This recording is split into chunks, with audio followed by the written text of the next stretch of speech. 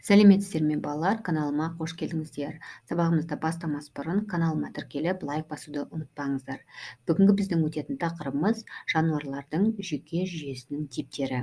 Бүгінгі сабақта сіздер диффузды жүйке жүйесі, бағанды жүйке жүйесі, түйінді жүйке жүйесі және түтікшек тәрізді жүйке жүйесі түрлерін және олар қандай жануарларға тән екенін білетін боласыздар. Бірінші, мына жердегі суретте көрсетілген тұщы су полипі гидраның жүйке жүйесі туралы сіздерге бүгінгі сабақта айтамыз. Бұл дегеніміз не екен? Диффузды жүйке жүйесі осы ішек қуыстылар типіне тән болып келеді. Тестта сіздерге не осы келеді? Олар салыстырмалы түрде денедегі біркелкі және шашыран түрде орналасқан жүйке жасушаларынан торлы байланыс түзеді. Міне суреттерге қарап тұрсаңыздар, яғни тор түзіп тұр ғой, денесі гидраның. Яғни осы жерде жүйке жүйесі орналасқан. Бұл тор нейроннан нейронға қозуды біршама жаяу өткізеді. Ал организмнің қозуға жауабы дәл емес, яғни көмескі сипатта болады. Бірақ диффузды жүйке жүйесінің элементтері арасындағы байланыстың көптігі олардың еркін өзара алмасуын қамтамасыз етіп, функциялылығын арттырады. Көбінесе осы диффузды жүйке жүйесі нелерге тән деген сұрақ келеді. Сол кезде ежелгі ішек қуыстылар немесе өкілі гидра деп жауап бересіздер. Бұл бірінші слайд бойынша ақпарат. Екінші, бағанды жүйке жүйесі. Бағанды жүйке жүйесі бұл ақсұламаны білесіздер ғой, яғни ақсұламаға немесе ақпланария деп атаймыз, осыларға тән болып келеді. Бағанды жүйке жүйесі солардың ішінде жалпақ құрттарға да тән болады. Жүйке жүйесі жұп жүйке түйіндерінен және олардың денесінің артқы жағына қарай тартылған жүйке бағандарынан, сондай-ақ олардың өзара байланыстыратын аралық сақиналарынан тұрады. Бойлай орналасқан екі баған ерекше дамыған. Ол бүйірлік баған және құрсақ бағаны болып келеді. Жалпақ құрттарда жүйке жүйесін реттеуші орталық аппарат қалыптасады.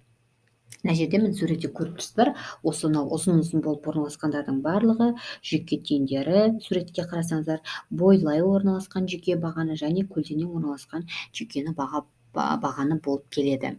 Үшінші, бұл бізде жүйке түйіні. Түйінді жүйке жүйесі бұл да құрттарға тән. Жаңа шатастырмайсыздар, бағанды жүйке жүйесі жалпақ құрттарға тән болып келді. Ал түйінді жүйке жүйесі құрттарға, ұлуларға, буынаяқтыларға тән болып келеді. Суретке қарап отырыңыздар. Бұларда жүйке жасушалары денелерінің жиынтығынан түйіндер немесе ганглиялар деп айтсақ болады, түзіледі. Олар жұтқыншақ маңы жүйке сақинасынан және құрсақ жүйке тізбегінен тұрады. Құрсақ тізбегінің алдыңғы 3 жұптан құралған кеуде жүйке түйіндері ерекше дамыған болып келеді. Жұтқыншақсты жүйке түйіні немесе оны ми деп айтсақ болады, біріккен 3 түйіннен түзіледі. Енді қарасаңыздар, мына жердегі жаңа мен айтып кеткен жүйкелер, жүйке түйіндері, жұтқыншақ асты жүйке түйіндері дегеннің барлығы ұлуларға, өзен шаяндарына, шұбалшандарға және зауза қоңызына тән болып келеді. Соңғы бұл бізде түтікше тәрізді жүйке жүйесі. Мына жерде мен сіздерге адамның суретін қойып қойдым, бірақ бұл жерде біз адамды ғана алмаймыз. Барлық омыртқалылардың кез келген суретін қоюға да болады, бұл жерде. Неге біз бұл суретті қойып қойдық? Өйткені бұларда бұл жаңағы осы түтікшел тәрізді жүйке жүйесі бүкіл жел жануарларға тән болып келеді және орталық жүйке жүйесі мидан және жұлыннан тұрады. Енді қараңыздар, миды көріп тұрсыздар, басқан қасында орналасқан, ал жұлын ол омыртқа жотасының өзегінде орналасқан, ішіне қарай. Сондықтан осы суретті мен алдым. Және де жоғары сатыдағы омыртқалылардың миында жаңа бөлім, яғни ол үлкен ми сыңарларының қыртысы дамыған. Осы жерді есте сақтап қаламыз.